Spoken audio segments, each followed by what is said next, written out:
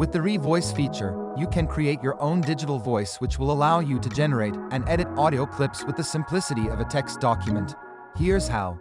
Click on My Digital Voices on the left side of your homepage, and then on Create Digital Voice.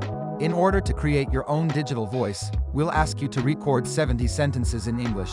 You don't have to do it all at once. Your progress will be automatically saved, so feel free to pause and come back to it later.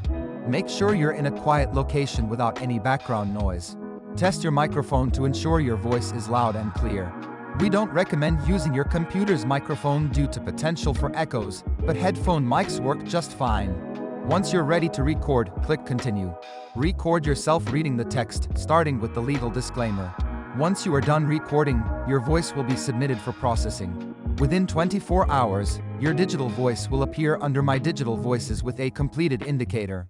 If there are any issues during processing, we'll notify you with any sentences to re-record.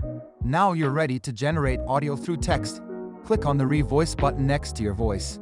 A new project will be created and the text editor will pop out.